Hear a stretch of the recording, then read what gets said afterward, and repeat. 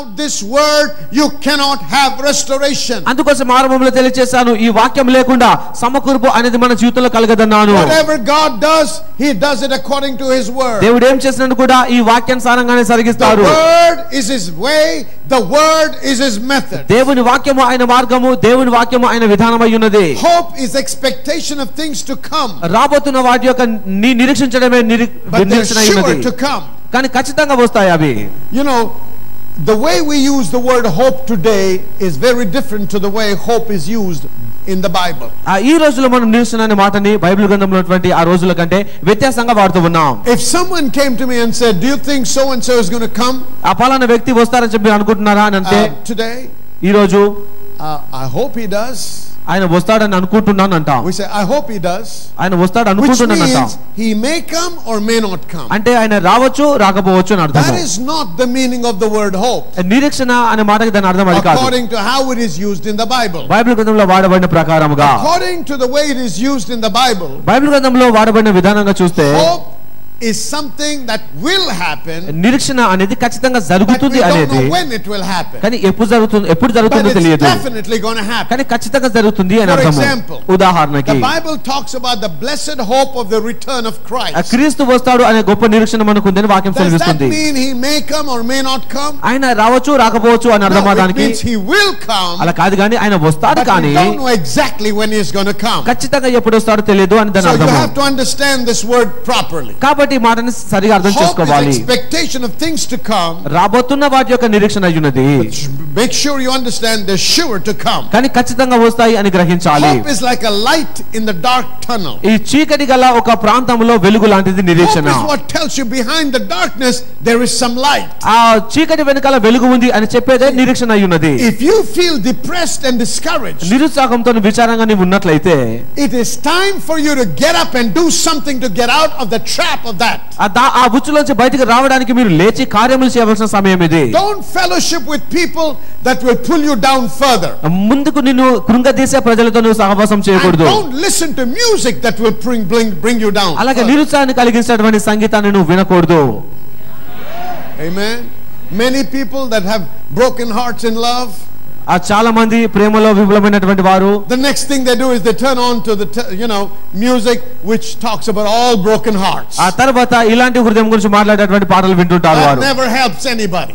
ఎవరికి సహాయకరంగా ఉండదు. you got to get over it. దాన్ని జయించాలి నీవు. amen. amen. because it will kill you. అది నిన్ను చంపుతుంది. it won't help you. అది నీకు సహాయం చేయదు. I know the soul enjoys it. ప్రాణం సంతోషిస్తుందని తెలుసు మనకి. that is not how you can get out of it. కానీ ఆ విధంగా దాన్ని జయించలేము మనము. fellowship or be in the atmosphere that will pull you down further into hopelessness. మరింతగా నిరీక్షణ లేని స్థితిలోనికి నిన్ను పడగొట్టేటువంటి ఆ స్థితిలోనికి నువ్వు వెళ్ళిపోకూడదు. why is hope so important? ఎందుకు నిరీక్షణ ముఖ్యమైనది? turn with me to Hebrews chapter 11 please. Hebrew 11వ అధ్యాయం తెరుచుకుందాం. హెబ్రీ 11వ అధ్యాయం మొదటి వచనం చదువుకుందాం. now faith is the substance of things hoped for the evidence of things not seen. ఆ విశ్వాసము అనునది నిరీక్షింపబడు వాటి యొక్క నిజ స్వరూపమును అదృశ్యమైనవి ఉన్నవనుటకు రుజువునై ఉన్నది. hope is the foundation upon which faith builds. ఈ నిరీక్షణ అనే పునాది పైన విశ్వాసం నిర్మించబడుతుంది. hope is the foundation upon which faith builds. ఆ విశ్వాసము నిర్మించబడే పునాదియే నిరీక్షణ అయ్యున్నది. what does it say in this verse? ఈ వాక్యంలో ఏమి ఉన్నది? faith is the substance of things hoped for. ఆ విశ్వాసం అనేది నిరీక్షింపబడు వాటి యొక్క నిజ స్వరూపమై ఉన్నది. without hope faith cannot work. కాబట్టి నిరీక్షణ లేకుండా విశ్వాసం పని చేయదు. did you hear what I said? విన్నారా ఈ మాటని? that means you have to be encouraged. అనగా ప్రోత్సహించబడి ఉండాలి నీవు. and you have to be positive. నువ్వు అనుకూలంగా ఉండాలి. knowing yes my God will do it. దేవుడు దీన్ని చేస్తాడు అని తెలుసుకొని ఉండాలి. and now faith is something to work and produce. ఇప్పుడు ఆ విశ్వాసం పని చేయడానికి ఆ పునాది ఉంటుంది. it is hope that gives faith opportunity to demonstrate its potency. ఆ విశ్వాసము తన యొక్క సామర్థ్యాన్ని బయటికి చూపించడానికి నిరీక్షణ దానికి అవకాశం ఇస్తుంది. now you don't know what faith can do until hope is in place. నిరీక్షణ గనుక స్థానానికి వచ్చే వరకు విశ్వాసం ఏం చేయగలదో నీకు తెలియదు. hope is the resting place of faith. ఈ నిరీక్షణ అనేది విశ్వాసము విశ్రమించే స్థలం లాంటిది. what we're establishing tonight కాబట్టి ఏం నేర్చుకుంటున్నాం ఈ రాత్రి వేళ? is without hope faith cannot work. నిరీక్షణ లేకుండా విశ్వాసం పనిచేయదు అని నేర్చుకుంటున్నాం. For faith to work, you need hope. విశ్వాసం పనిచేయడానికి నీకు నిరీక్షణ కావాలి. Mindset. అది నీ మనసులో, you have to have the right heart. సరైన హృదయం, మనసు ఉండాలి. Right, where your spirit is encouraged, you're joyful, you're thankful, and you're able to see the picture of what you're desiring. నువ్వు ఏదైతే కోరుకుంటున్నావో అది జరుగుతుంది అనేటటువంటి నిరీక్షణను, అలాంటి మనసును, చిత్రమును కలిగి ఉండేలా చూసుకుంటుండాలి. Hope is something that will never put you to shame. ఈ నిరీక్షణ ఎప్పుడు నిన్ను సిగ్గుపరచబడనివ్వదు. Romans chapter 5 please. రోమీయులకు రాసిన పత్రిక 5వ అధ్యాయము and verse 5. 5వ వచనం చూద్దాం. And hope maketh not ashamed, because the love of God is shed abroad in our hearts by the Holy Ghost which is given unto us. Hope maketh not ashamed. ఎందుకనగా ఈ నిరీక్షణ మనలను సిగ్గుపరచదు, మనకు అనుగ్రహింపబడిన పరిశుద్ధాత్మ ద్వారా దేవుని ప్రేమ మన హృదయములలో కుమ్మరించబడుచున్నది. That means shame is displaced. అనగా ఈ సిగ్గుపడే విధానం తొలగించబడింది. This is how we can say.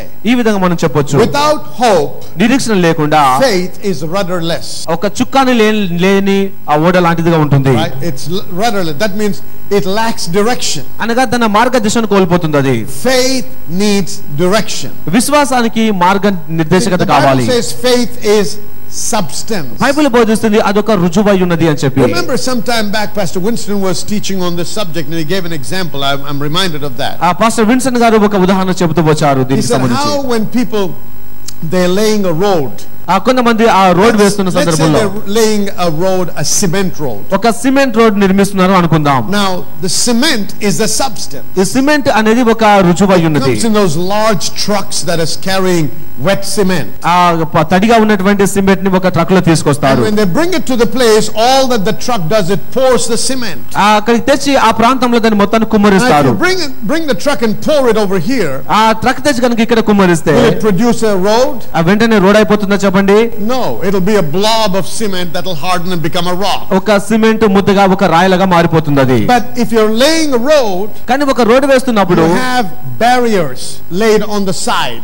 దాని చుట్టుపక్కల కూడా ఒక కమ్మిల్ లాంటివి బ్యారియర్స్ ఉంటాయి. You know, they put a steel barrier on this side and on the other side, and then when the cement is poured, then they spread it across, and there are barriers that don't allow the cement to run wherever it wants, but it's stopped, and then when it solidifies, it becomes a road. దాని నాలుగు చుట్టుపక్కల కూడా ఒక steel ఊచలు ఉంటాయి.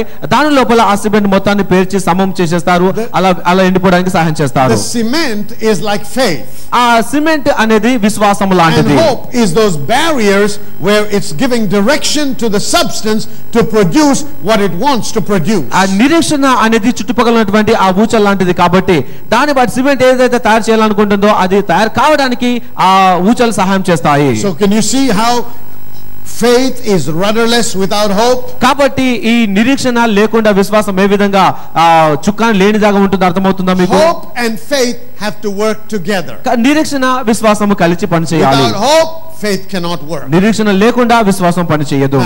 Hope is the birthplace for expectation. నిరీక్షణ అనేది ఆశ పుట్టడానికి జనన స్థానం లాంటిది. Proverbs chapter 23. సామెతలు 23వ అధ్యాయము. Proverbs chapter 23. సామెతలు 23వ అధ్యాయము. And look at verse 18. 18వ వచనం చూద్దాం. For surely there is an end, and thine expectation shall not be cut off. నిశ్చయముగా ముందు గతి రానే వచ్చును, నీ ఆశ భంగము కానేరదు. All right? Surely there is an end, and thine expectation shall not be cut off. నిశ్చయముగా ముందు గతి రానే వచ్చును, నీ ఆశ భంగము కానేరదు. Expectation is what sets the pace for manifestation. సమకూర్పు కలగడానికి లేకుంటే నిజరూపం దాల్చడానికి ఆశ ముఖ్యమైనటువంటి విషయం. If you boil it down, all I am saying tonight is this. నేను ఈ రాత్రి వేళ చెప్పే విషయం ఏమిటంటే, unless you work on building your hope, నిరీక్షణ కట్టుకోవడంలో నువ్వు పని చేస్తేనే తప్ప you cannot really see restoration manifest in your life. నీ జీవితంలో సమకూర్పు అనే విషయం కలగడం నువ్వు చూడలేవు. There has to be an expectation.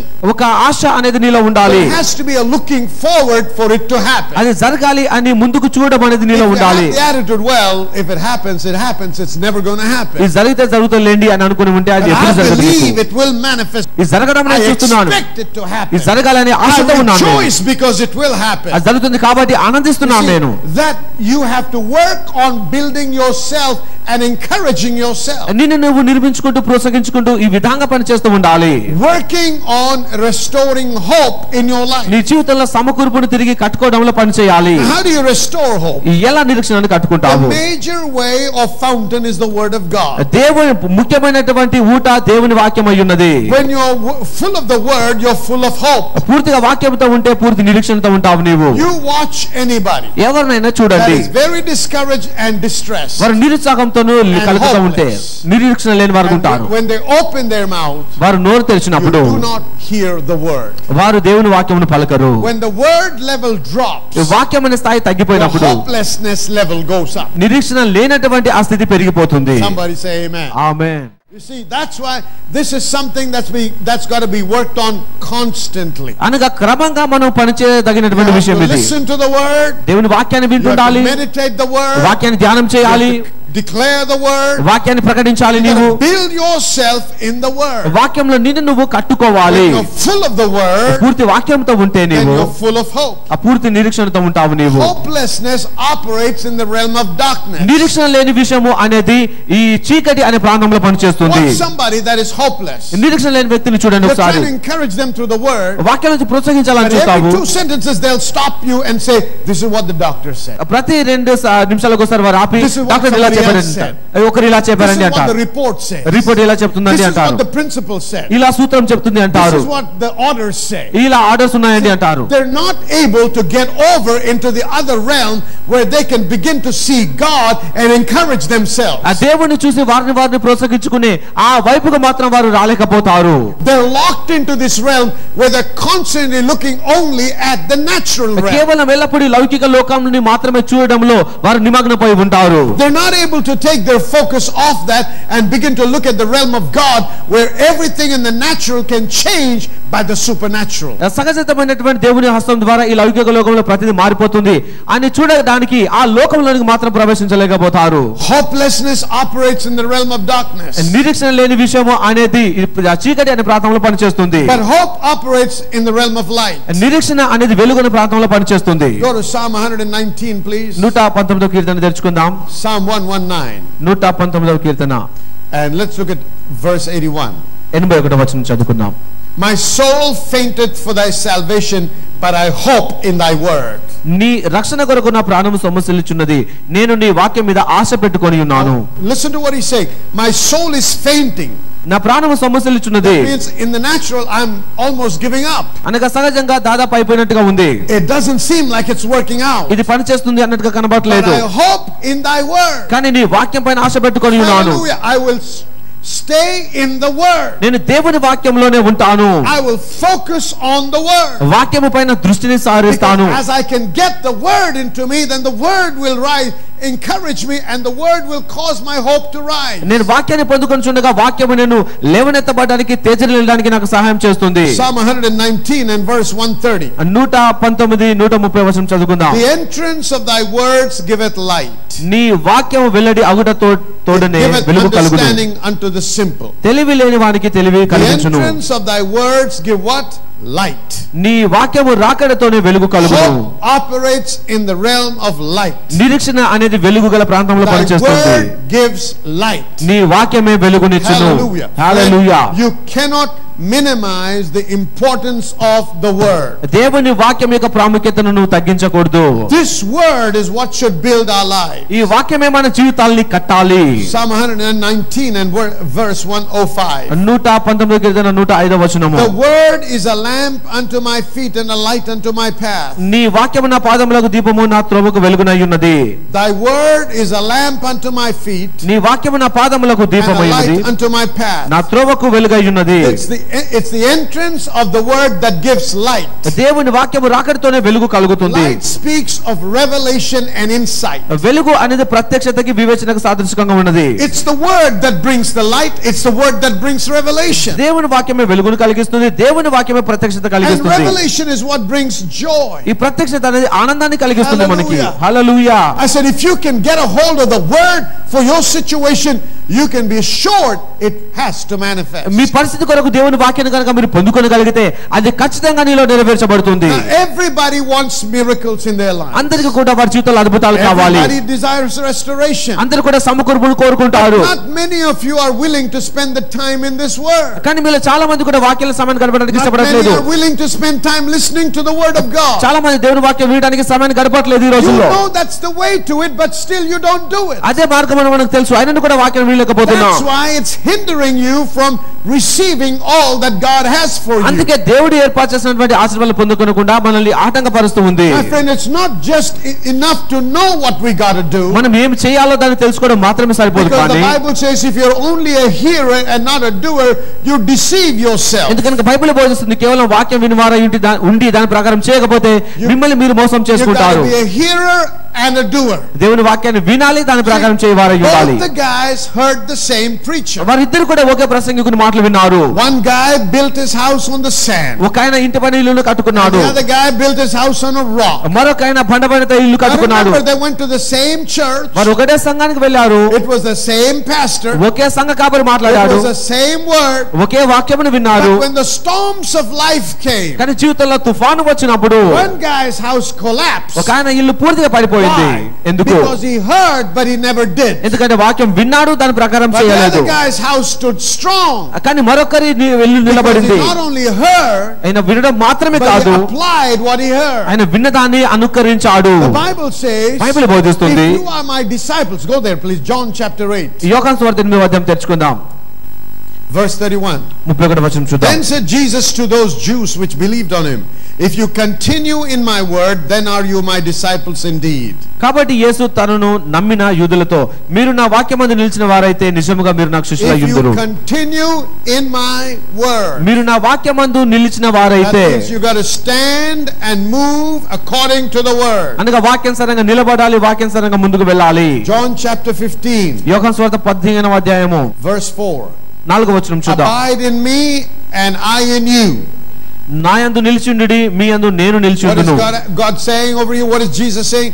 You abide in me and I in you. That means his word has to abide in me, where the word is dictating my life. అనగా దేవుని వాక్యం నాలో నిలబడాలి, నా జీవితాన్ని దేవుని వాక్యమే నడిపించేదిగా ఉండాలి. Not just doing what I like to do, నా మనసుకు ఇష్టం వచ్చింది చేయడం కాదు, doing what the word says. దేవుని వాక్యం సెలవిచ్చే దాన్ని చేయడము. Not just hearing what the pastor says, pastor చెప్తుంది వినడం కాదు, but doing what he says. ఆయన చెప్తున్న మాట ప్రకారం చేయడము. He is teaching from the word. ఆయన వాక్యాల నుంచి బోధిస్తున్నాడు చేయడము. I'm encouraging every one of you. మీరు అందరినీ ప్రోత్సహిస్తున్నాను. We need to constantly work on our hope and faith. మన నిరీక్షణ విశ్వాసం విషయంలో క్రమంగా పనిచేస్తూ ఉండాలి. We encourage ourselves. మనల్ని మనం ప్రోత్సహించుకుంటుండగా నిరీక్షణ కలుగుతుంది. Then it gives direction to our faith. మన విశ్వాసానికి మార్గాన్ని చూపిస్తుంది. Yes, this is the year of restoration. ఇది సమకూర్పు కలిగించు సంవత్సరమే. Everything that the devil has stolen has to come back. అపవాది దొంగిలించిన సమస్తము కూడా తిరిగి మన యొద్దకు రావాలి. It's not going to come back just because you say it once with your mouth. ఒకసారి నీ నోటితో చెప్పినంత మాత్రాన అది నీకు సంభవించదు. మరి first you need to have the light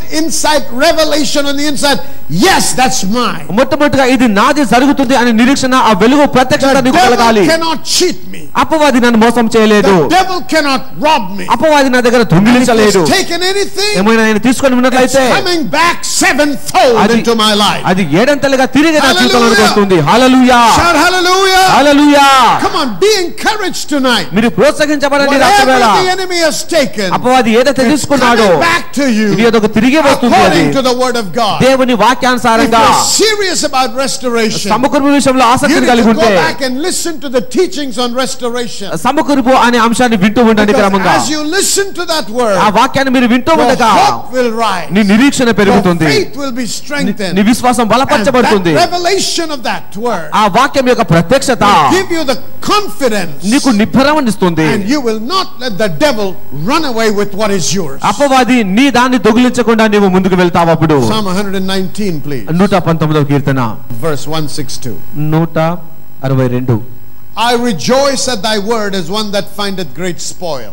విస్తారమైన ఆ దోపు సొమ్ము సంపాదించుకునే వాని వలె నీవిచ్చిన వాక్యమును బట్టి నేను సంతోషించుచున్నాను. I rejoice at thy word as one that findeth great spoil. విస్తారమైన దోపు సొమ్ము సంపాదించిన వాని వలె నీవిచ్చిన మాటను బట్టి నేను సంతోషించుచున్నాను. The word gives you joy. ఎందుకనగా వాక్యం నీకు ఆనందమునిస్తుంది. Revelation brings joy. ప్రత్యక్షత నీకు ఆనందాన్నిస్తుంది. And the progression is this: the word, revelation, joy. ఇక్కడ వాక్యము ప్రత్యక్షత ఆనందము ఈ విధంగా ఉంటాయి. I may not have received what I'm believing physically, నేను నమ్మేదాన్ని శారీరకంగా ఇప్పుడు పొందుకోకపోవచ్చు కానీ but I have received it spiritually. కానీ ఆత్మీయంగా దాన్ని పొందుకొని ఉన్నాను. Go to Mark chapter 11 please. Mark సువార్త 11వ అధ్యాయము verse 24. 24వ వచనం. Therefore I say unto you, what things soever you desire, when you pray, believe that you receive them and you shall have them. అందుచేత ప్రార్థన చేయుచున్నప్పుడు మీరు అడుగుచున్న వాటిని ఎలానో పొంది ఉన్నాము అని నమ్ముడి, అప్పుడు అవి మీకు కలుగునని మీతో చెప్పుచున్నాను. What things soever you desire when you pray. మీరు ప్రార్థన చేయుచున్నప్పుడు అడిగిన వాటిని when you pray, నువ్వు ప్రార్థన చేసినప్పుడు believe you receive them. వాటిని పొందుకున్నాము అని నమ్మాలి. Here is the challenge for many people. ఇక్కడ చాలా మందికి సవాలు ఉంటుంది. Prayer is something that is happening in the realm of the spirit. ప్రార్థన అనేది ఆత్మలోకంలో జరిగేదిగా ఉంటుంది. Your spirit man is communicating with God who is a spirit. నీ ఆత్మ పురుషుడు దేవుడు ఆత్మయున్నాడు, ఆయనతో మాట్లాడుతుంది. You are expressing your desire to God. నీ వాంఛల్ని దేవునికి తెలియజేస్తున్నావు. You are putting forth your need. నీ అక్కర తెలియజేస్తున్నావు. He said when you pray, నువ్వు ప్రార్థన చేసినప్పుడు believe that you receive it. పొందుకున్నాము అని నమ్ముడి అంటున్నాడు. Amen. Amen. Amen. Amen. Believe that you receive. పొందుకున్నాము అని నమ్మాలి. So where did I receive it? నేను ఎక్కడ పొందుకున్నాను దాన్ని? I have not received it in the natural. నేను ఈ లౌకిక లోకంలో పొందుకోలేదు అప్పుడే. This whole affair is happening in the spirit realm. ఈ పూర్తి విషయం కూడా ఆత్మలోకంలో సంభవిస్తున్నది. My prayer, which is originating from my spirit, నా ఆత్మలోంచి కలిగే నా ప్రార్థన is now going to God who is a spirit. ఆత్మ అయినటువంటి దేవుని యొద్దకు వెళుతూ ఉన్నది. And God who is spirit is saying, ఆత్మ అయిన దేవుడు చెబుతున్నాడు, now that you have put forth your petition, ఇప్పుడు మీ విన్నపాలు తెలియచేయండి అన్నాడు. believe you receive. మీరు పొందుకున్నాము అని నమ్ముడి అన్నాడు. Hallelujah. So the transaction is a spiritual transaction. కాబట్టి ఆత్మ సంబంధమైనటువంటి క్రియగా కార్యముగా ఉంటుంది ఇది. Amen. Amen. Then he says, అప్పుడు అంటున్నాడు, you shall have them. వాటిని నువ్వు పొందుకొనేదవు. First you receive it in the realm of the spirit. మొట్టమొదటిగా ఆత్మలోకంలో దాన్ని పొందుకుంటావు నీవు. Only then and later will it manifest in the natural. అప్పుడు మాత్రమే అది సహజమైన లోకంలో కలుగుతుంది. Remember, there is a period of time between receiving in the spirit and manifestation in reality. ఆత్మలో పొందుకొని ఈ లౌకిక లోకంలో దాన్ని అనుభవించడానికి ఒక సమయము అనే ఒక గడువు ఉంటుంది. And during that time, ఆ గడువు కాలంలో you don't have to go back and say, please Lord, when will you give it? Will you ever give it? I thought you gave it. Why aren't you giving it? No. Lord, I thank you, I have received it. ఆ సమయంలో ఖాళీ సమయంలో దేవా ఎప్పుడు ఇస్తావు, ఎలా ఇస్తావు, ఇచ్చావు అనుకున్నాను అని చెప్పి అలా అనకూడదు, కానీ ఇచ్చినందుకు కృతజ్ఞతలు అని చెప్పాలి. The confidence that you've received it must maintain you. పొందుకుంటాను అనేటటువంటి ఆ ధైర్యము నిన్ను కొనసాగిస్తుండాలి. Hallelujah. Hallelujah. The word is the source from which you build your hope. దేవుని వాక్యము అనే ఆధారం ద్వారా నీ నిరీక్షణను కట్టుకుంటావు నీవు. Secondly, రెండవదిగా to build your hope, నిరీక్షణను కట్టుకోవడానికి it's always good to hear some good testimonies. మంచి సాక్ష్యాలు ఎల్లప్పుడూ వినడము శ్రేష్టమైన విషయము. People come and testify. అందుకోసం ఇలా సాక్ష్యాలు చెప్తుంటాం ఇక్కడ. To let you know if God can do it for somebody here, he can do it for you. దేవుడు ఒకరికొకరు ఇలా చేయగలిగితే మీకు కూడా చేయగలరని చెప్తున్నాను. If God has restored somebody's job, he will restore your job. దేవుడు ఒకరికి ఉద్యోగాన్ని తిరిగి సమకూరిస్తే మీకు కూడా ఇవ్వగలడు. If somebody of cancer, he will heal you of cancer. Cancer నుంచి ఒకరిని దేవుడు విడుదల చేస్తే మిమ్మల్ని కూడా విడుదల చేయగలడు. A testimony is nothing but a message. ఒక సాక్ష్యము అంటే ఒక సందేశమే అయి ఉన్నది. So sometimes it's good to even pick up a booklet full of testimonies and start reading it. కొన్నిసార్లు అద్భుతమైన సాక్ష్యాలు ఉన్నటువంటి ఒక బుక్లెట్ తీసుకొని చదవడం కూడా శ్రేష్టమైన విషయం. What God has done in others' lives. మిగతా వారి జీవితంలో దేవుడు చేసిన కార్యాలు చదవడము encourage you to believe for your own. మీ సొంత అద్భుతాలను నమ్మడానికి మీకు సహాయం చేస్తుంది అది. That's what happened in my own life. నా సొంత జీవితంలో అలాగే జరిగింది. When I began to read and study about healing, స్వస్థత గురించి నేను చదవడం మొదలుపెట్టినప్పుడు I read about several people that were healed by just the word of God. దేవుని వాక్యాన్ని బట్టి ఏ విధంగా స్వస్థత పొందుకున్నారో కొంతమంది గురించి నేను చదివాను. And when I read that word, నేను ఆ వాక్యమును చదివినప్పుడు I was so encouraged. నేను ఎంతగానో ప్రోత్సహించబడ్డాను. God, I was a chronic asthma patient. నేను దీర్ఘకాలిక ఆస్మా పేషెంట్ గా ఉండేవాడిని. But when I got to understand the word, కానీ దేవుని వాక్యాన్ని నేను అర్థం చేసుకున్నప్పుడు, I read about testimonies of how people were healed by the power of God and nothing else. దేవుని వాక్యము ద్వారా శక్తి ద్వారా ఎలా ప్రజలు స్వస్థ పొందారో నేను చదివినప్పుడు నేను వాక్యంపై నిలబడ్డాను. And I just began to believe the word. దేవుని వాక్యమును నమ్మడం మొదలుపెట్టాను. It was not without a fight. That means there was a fight. అనగా పోరాటం లేకుండా జరిగింది కాదు, కానీ but then I won the war. కానీ ఆ యుద్ధంలో గెలుపొందాను. Totally healed of asthma. నేను సంపూర్ణంగా స్వస్థపరచబడ్డాను. Just by the word of God. కేవలం దేవుని వాక్యమును బట్టి. I was encouraged as I listened to testimonies. నేను సాక్ష్యమును వింటుండగా ప్రోత్సహించబడ్డాను. Hallelujah. Hallelujah. Praise God. Hallelujah.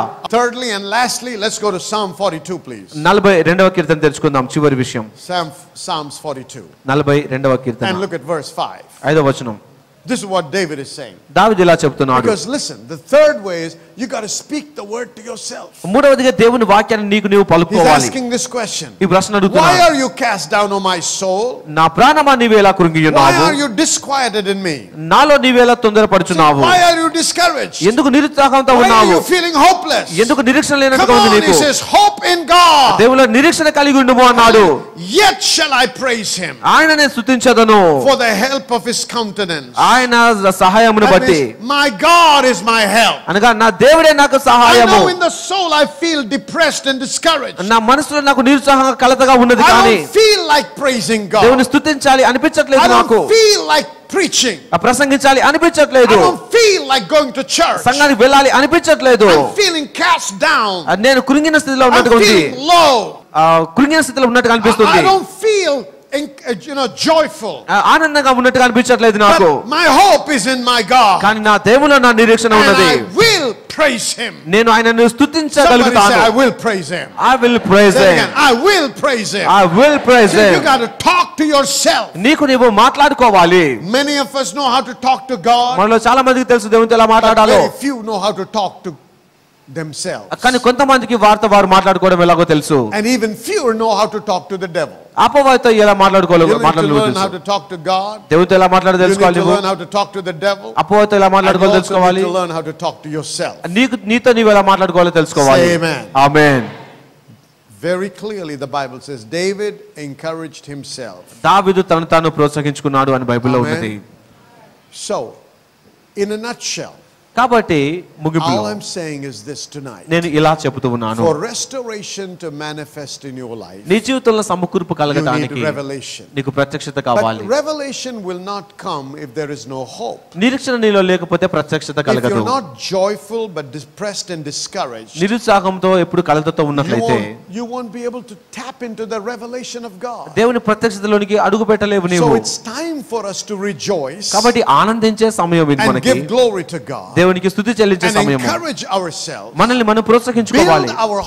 మన నిరీక్షణను కట్టుకోవాలి. Amen. Amen. Build our hope. మన నిరీక్షణను కట్టుకోవాలి. And believe that God will give us revelation. దేవుడు ప్రత్యక్షత ఇస్తాడు అని నమ్మాలి. And revelation will bring you to restoration. ఆ ప్రత్యక్షత నిన్ను సమకూర్పులోకి నడిపిస్తుంది. Amen. మీలో అనేక మంది మాకు ఉత్తరాలు రాస్తున్నారు, మా ఫోన్ కాల్స్ కూడా చేసి చెప్తున్న విషయం ఏంటంటే మీరు ఎంతో ఆశీర్వదించబడుతున్నారని. ఇది మాకు ఎంతో సంతోషాన్ని కలిగిస్తుంది, మాకు ఎంతో ప్రోత్సాహాన్ని కలిగిస్తుంది. దయచేసి అలాగే మీరు రాస్తూ తెలియపరుస్తూ ఉండండి. మరి మీకు ఇది ఆశీర్వాదకరంగా ఉంటే మరి మీరు మాతో పాటు భాగస్వాములై ఇంకా అనేక మందికి ఈ వాక్యం ప్రకటించడానికి సహాయపడమని మిమ్మల్ని ప్రోత్సహిస్తున్నాం కూడా. ఎందుకంటే వాక్యంలో ఖచ్చితంగా ఒక ఆశీర్వాదం గురించి వ్రాయబడింది. ఎప్పుడైతే మనం దేవుని యొక్క రాజ్యంలో విత్తనం విత్తుతామో ఆ విత్తనానికి నూరంతర ఫలం దేవుడు మనకు అనుగ్రహిస్తారని. ఎప్పుడైతే మన రాజ్య విస్తరణ కొరకు మనం పనిచేస్తామో, దేవుని యొక్క రాజ్యం విస్తరించాలని చెప్పి మనం విత్తనం నాటుతామో, ఆ విత్తనాన్ని బట్టి దేవుడు మనల్ని ఎంతగానో అన్ని విషయాల్లో, మన కుటుంబ జీవితంలో, మన ఆర్థిక విషయాల్లో, అన్ని విషయాల్లో కూడా దేవుడు మనల్ని దీవిస్తాడు. కాబట్టి ఈ యొక్క ప్రసారము మిమ్మల్ని ఆశీర్వదించుతున్నట్టయితే, ఈ వాక్యములో మీరు బలపడుతున్నట్టయితే, మీ వలె అనేకులు ఆశీర్వదించబడాలని మీకు ఆశ ఉంటే, మరి దేవుని యొక్క రాజ్యం బాగా కట్టాలని మిమ్మల్ని మనవి చేస్తుంది. ఏంటంటే మాతో పాటు మీరు భాగస్వాములు ఉండి మనము కలిసి దేవుని రాజ్యం బహుబలముగా కడుతూ విస్తరించడానికి మనము ప్రయాసపడదాం. దేవుడు మిమ్మల్ని దీవించునుగా.